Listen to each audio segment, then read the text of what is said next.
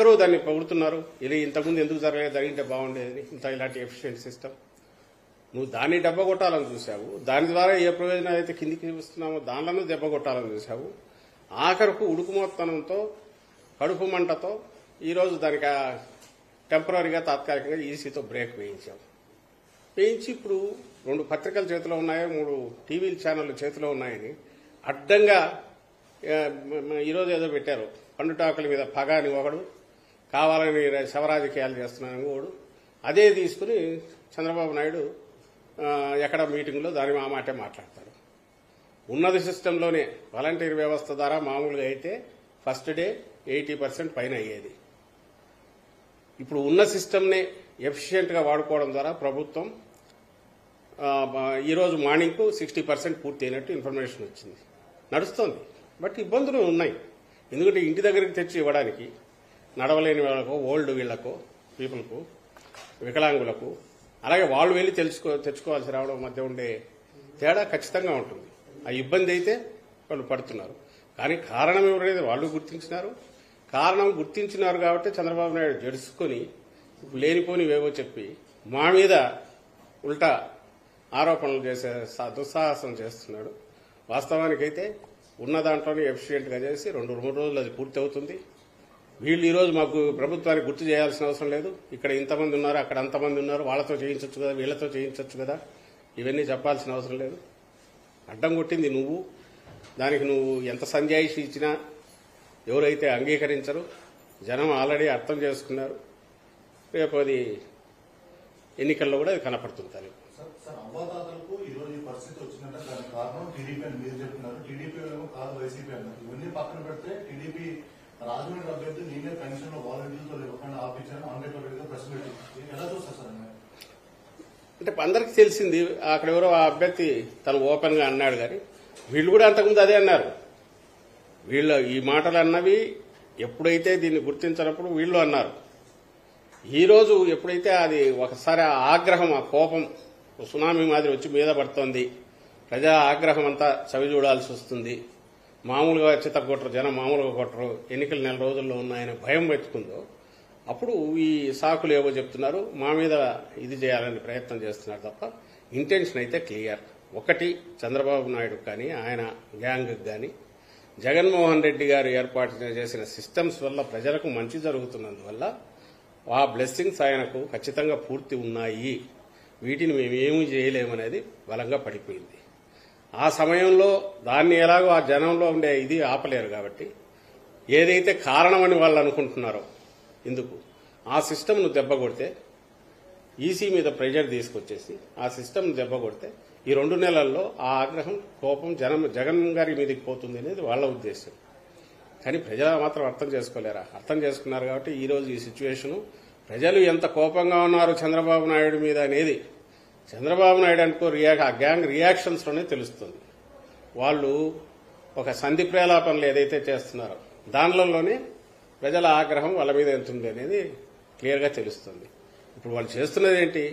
Election కమిషన్కు రోజు మీరు గమనిస్తే ఎలక్షన్ కమిషన్ రెఫరెన్స్లో వచ్చేవన్నీ ఈనాడులో పబ్లిష్ అయింది, ఇంకోటి జ్యోతిలో పబ్లిష్ అయింది. ఇవేదో తప్పుడు ఆరోపణ, తప్పుడు ఇవి చేయడం, దాన్ని పెట్టడం, అది అక్కడ ఈసీకి పంపించడం, అక్కడ ప్రెజర్ చేసేసి ఇంకొక నోటీసులు ఇవ్వడం, ఇది కంటిన్యూస్ గా నడుస్తుంది. ఈసీకి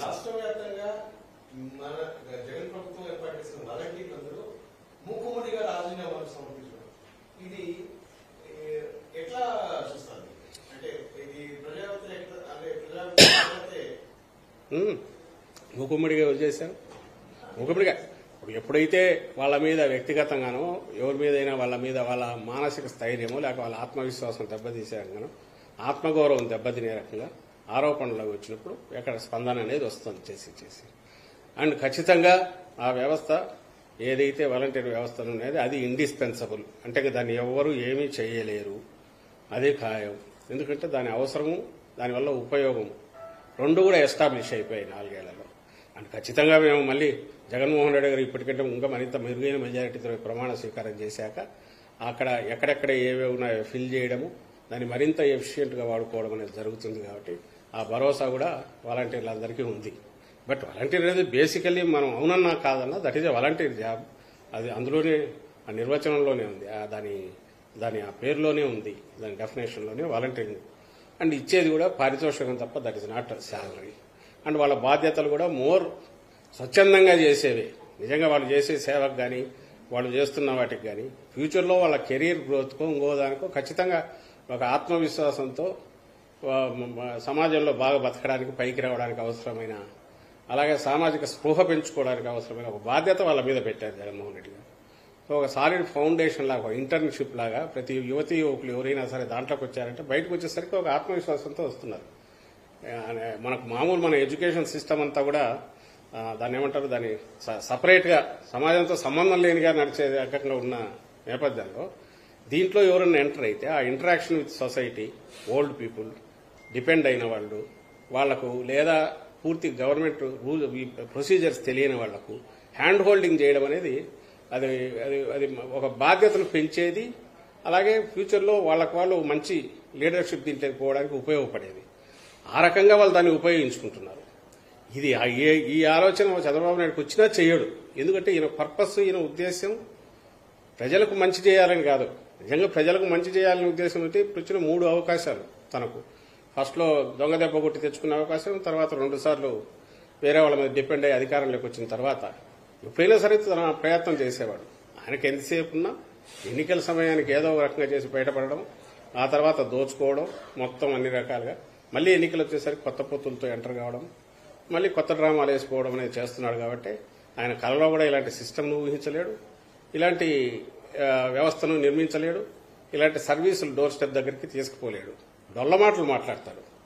రేపు కూడా ఆయన వస్తే ఎట్లుంటాడనేది 14-19 ఎట్లా గుర్తుందో, వస్తే ఎట్లుంటుంది అనేది ఈ 2-3 రోజులు కూడా తన దెబ్బ కొట్టడం ద్వారా ప్రజలకు చూపించినాడు. కాబట్టి ఆయనకు ప్రజలు ఒక్కసారి దీని రుచి చూసినాక, అంటే మంచి చేసే పాలన ఎట్లుంటుందో రుచి చూశాక మళ్లీ ఆయన గురించి పొరపాటున కూడా భ్రమలో ఉంటారని అయితే నేను అనుకోను.